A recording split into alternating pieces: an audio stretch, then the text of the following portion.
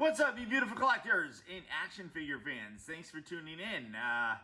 Told you don't say it's a retirement because, honestly, there's some stuff that's coming out that I'm pretty excited about. This being one of them, and I apologize, my entire setup is in storage. I have nothing here.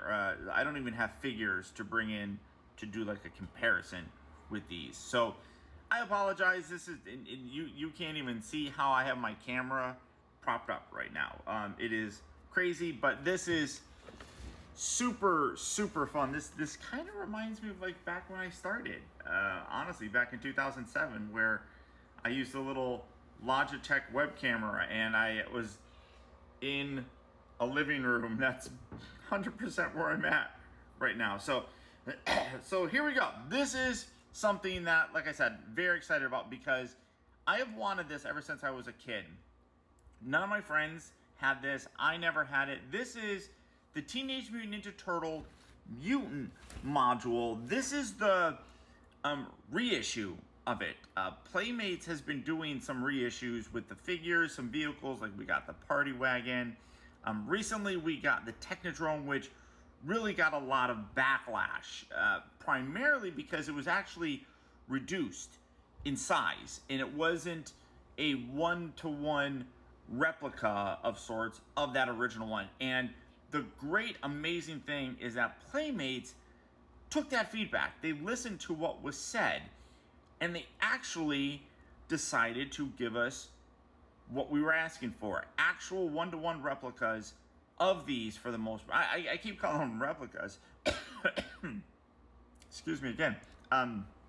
They're not really replicas. They're re-releases of it.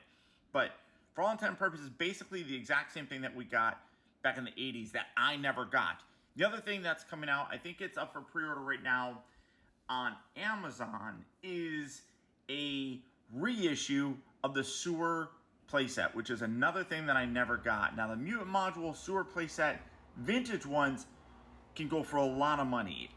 They're very expensive, so I'm very happy that they're re-releasing this. This was like 35 bucks. This is absolutely terrific. So art-wise, again, I don't know necessarily how accurate this is. I think that, oh, I almost dropped it. I do think that down here in the original, there was a kid that was on it. I think that's one of the big differences. But the art, for the most part, is basically the same. You got Shredder in there. You can hold basically up to 3 figures on the inside of this guy. Like I said, I don't have any figures, so I'm not going to be able to show that. But you have... No. Cats are going crazy. You got Raphael right there. Top section here has the actual toy itself, Teenage Mutant Ninja Turtles. And I love how the package is very vintage looking. Very cool. Mutant module. 2... knocking stuff down. Rockstar, loving it. Come around here to the back. You got that. 2 rock blasting missiles, rock liquidating lasers, holds 4 foot soldiers, or foot freaks, which I don't really think it holds. Well, you can kind of sit them off on the side. I gotta figure out something else for this. I need to find my tripod. Come around to the back. You got all the highlighted elements to the toy itself. Got a read up right there if you want to pause it. I'm going to do a break right now, get this open. There's going to be a lot of stickers that are going to be involved in putting this on, so it's going to be very fun for me to kind of go through this and just bringing this back so you can get the full look at that. Lighting, obviously, I'm just using the lighting that's coming from the actual apartment itself.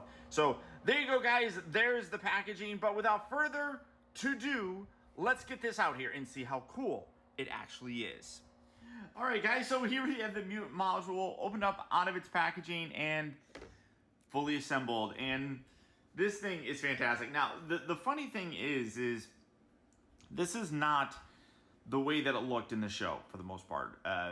For all intent and purposes, it was a drill, but it was like a transportation tube that, you know, obviously is very similar to this. But it changed.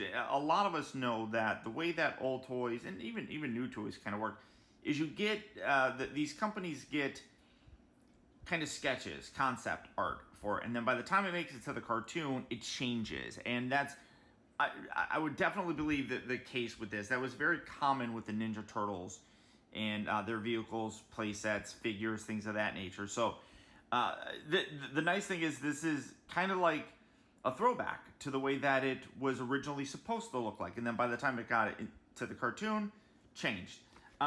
Does have some stickers. The biggest ones are going to be these little round ones that you put down there on the treads and everything. That's there, but then you got a couple extra ones. There is a sticker that does come pre-installed.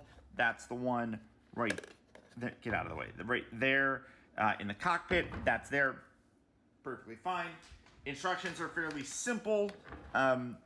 Everything just kind of plugs in there. Shows you where the stickers go, how to plug it all in. There's nothing on the back. So overall, very simple. It is, for all intents and purposes, an 80s toy. So I'm absolutely loving everything about this, except that. I don't know if it's on my copy or what, but these little back thrusters do not like, you can see that it's cut in a way where it kind of just wedges in there, but it doesn't lock in there. This big one actually rotates and locks into place, which is nice. But these ones, very kind of softly just held in by friction. I wish there was some kind of a tab or something to kind of lock those into place. Now, I have looked at some other vintage ones, and mostly what I'm seeing is it's the same. The only thing that's really different is this is a little bit more see-through than the original one. It was roughly the same color, but not as see-through as this. It was, I forgot the term, opaque? I don't know if this is opaque or that's opaque. I don't know. But more see-through on this, and you can definitely see that, like with my finger kind of going around and everything. It looks still perfectly fine though. You got these really nice wire, or well, not wire, but rubber wires there. That always makes me nervous over time, just because rubber with toy companies is usually not very good. Most recently, I discovered while I was packing my Iron Man Nano gauntlet, the one that Iron Man actually wore, with, you know, where you can like snap the fingers in it. The rubber in the fingers, specifically on this side, all cracked and is broken now. So that's lame. I haven't had that for too terribly long, but it always makes me not worry when they're using rubber nowadays. But you can see great detail all the way around. You got, like I said, the extra stickers that are on there. These little bits here, I feel like I don't know if I'm getting these in here wrong, because I feel like that should be straight and it's not. I mean, I don't really care ultimately. It looks fine. The treads with the stickers here, I was kind of being particular with it, but then after a while I was like, you know what? I don't care. I'm gonna do it like I would have if I was a kid, and they probably would not be straight if I was a kid. But great sculpting and detail all the way around this thing. It's a wonder that they're able to do it. And nowadays, it's not that bad. I remember when I went to the Hasbro headquarters, and basically they can 3D scan a lot of these parts, 3D print them, and then redo them. So it always made me wonder why Hasbro could not do more reissues. Everyone's like, oh, well, they lost the mold or whatever. You can basically reverse engineer it, and that's what a lot of companies have done. It's what Mattel has done. It's what Playmates has done. So Hasbro, what are you guys doing? But you got these big drill bits. These are a little bit tedious to put in, but there's like 10 of them or something like that on it, so it's not that bad. You got the big drill bit here in the front. Got these little laser bits here that attach right there, so you can rotate these up. You can have foot soldiers stand along the side here if you really want to. You just put their feet right there, and then you got a little handle for them to hold on to, and then you can have them play with that kind of thing. So super cool. You also do have the cockpit. I'm trying not to knock the top section off. You can see this constantly keeps flopping open, but that's just because these missiles are fairly heavy. They can remove if you wanted to and just leave it like that, but storage purposes, it's probably a little bit easier just to leave that right inside there, like so.